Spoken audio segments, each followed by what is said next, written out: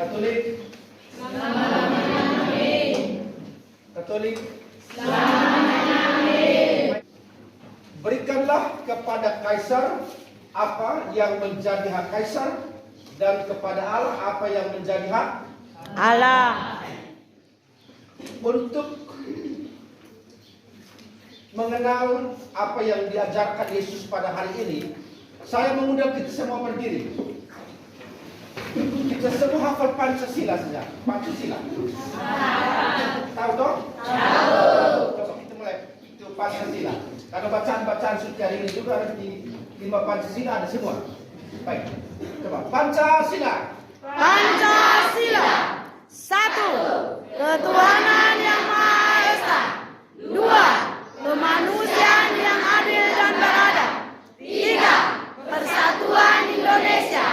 4. Kerakyatan yang dipimpin oleh hikmat kebijaksanaan dalam permusyawaratan keadilan.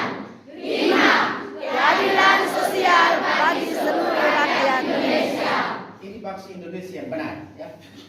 5 perintah dia kita tahu.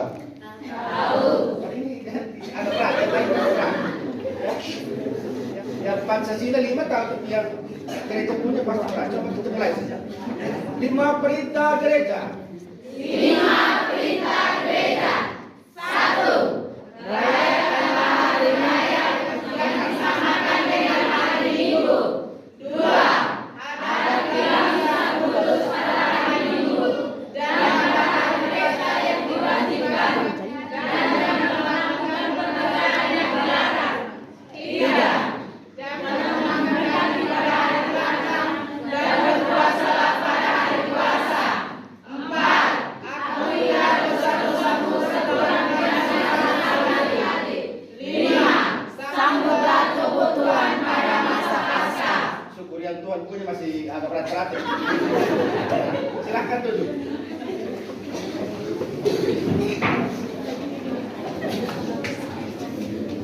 Yesus sebagaimana kita dengarkan dalam bacaan Injil hari ini memisahkan 2 jenis hukum.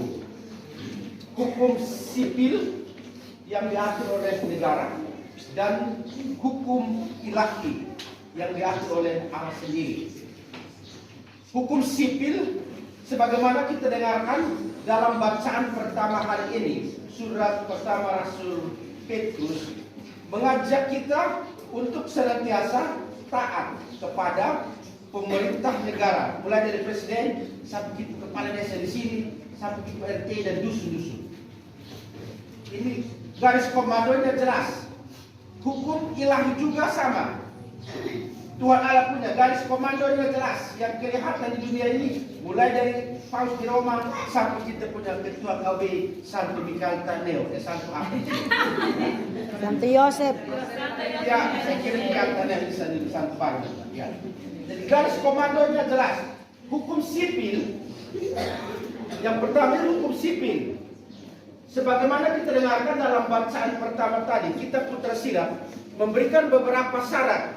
Yang 5 bunyinya apa? Keadilan sosial bagi seluruh rakyat Indonesia. Kebijaksanaan berarti apa? Persesuaian antara kata-kata dengan perbuatan. Orang yang bijak. Apa yang dia omong itu yang dia buat. Bukan omong lain buat. Dan ini diharapkan bukan hanya kepada kepala negara, pemerintah, tapi kita KW juga mulai dari situ.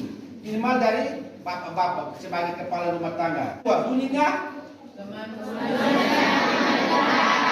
kemanusiaan yang adil dan beradab. Yesus saja menghargai manusia, kemanusiaan.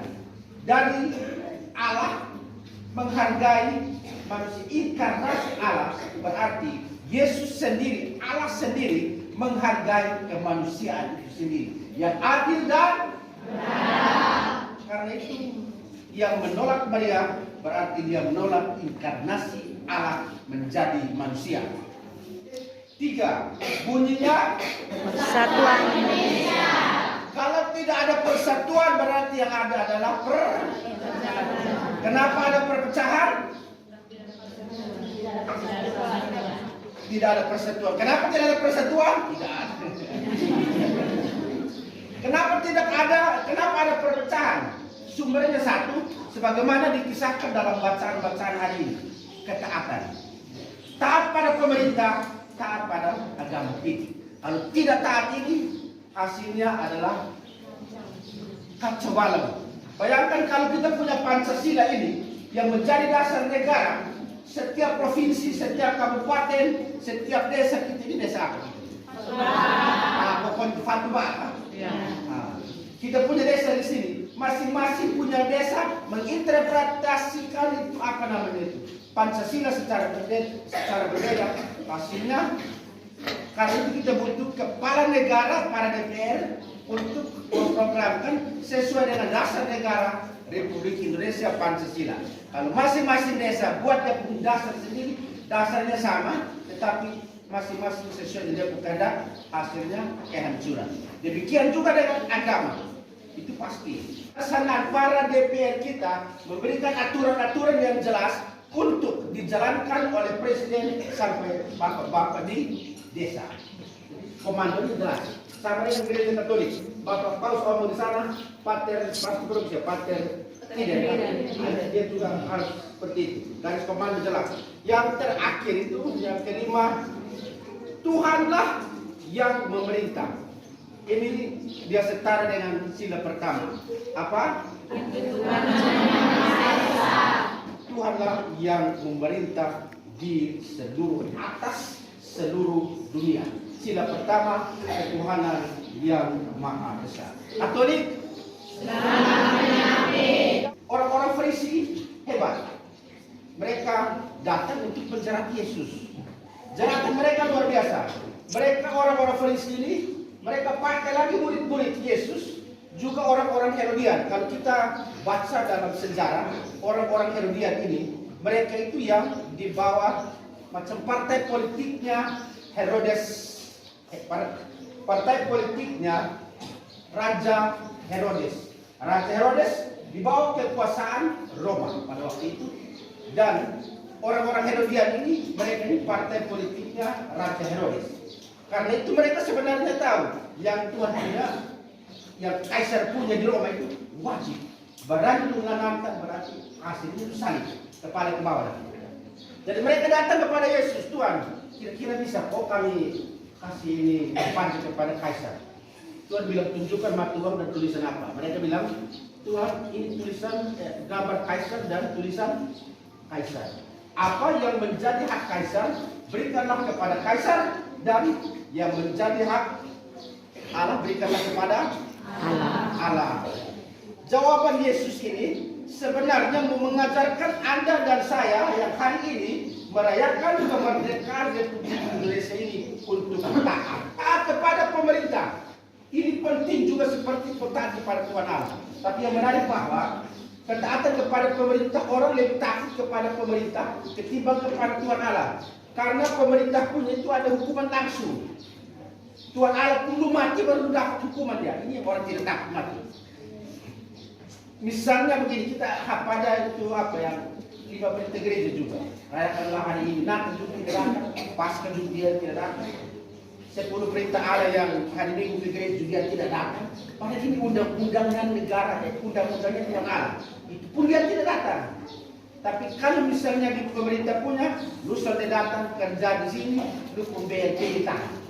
Dia takut, dia baik kau dapat BLT. Jadi hukuman sipil punya itu dia langsung ada sipil punya itu dia langsung ada hukuman untuk kita. Tuhan Allah punya karena berbelas kasih, maka itu tidak takut. Katolik, akhirnya 100% Katolik, 100% Indonesia.